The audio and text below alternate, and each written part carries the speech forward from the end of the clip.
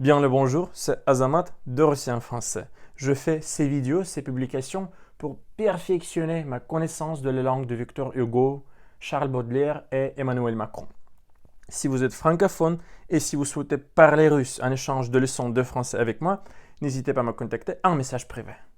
J'apprends le français depuis quelques années et j'aimerais m'autoproclamer le vrai taulier de la langue française. Mais avec votre prononciation folle et votre grammaire encore plus folle, ce n'est qu'un rêve. Mais les Russes n'abandonnent pas.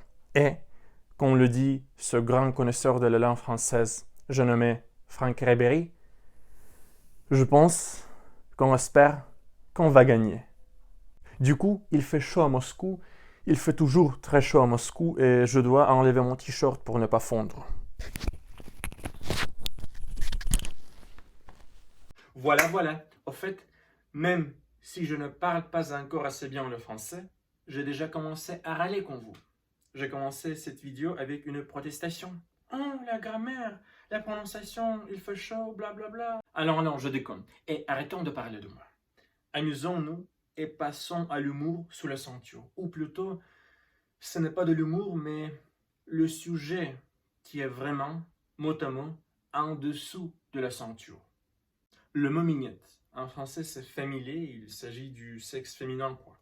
Mais en russe, le même mot signifie le sexe oral avec lequel vous pouvez faire plaisir à un homme, c'est-à-dire la pipe. Mais en russe, c'est pas de l'argot, c'est un mot correct, pas vulgaire. On dit que ce mot est venu dans notre langue de l'expression française faire des minettes, c'est-à-dire chatouiller, caresser. Voilà, chers amis, c'est tout ce que j'ai à dire.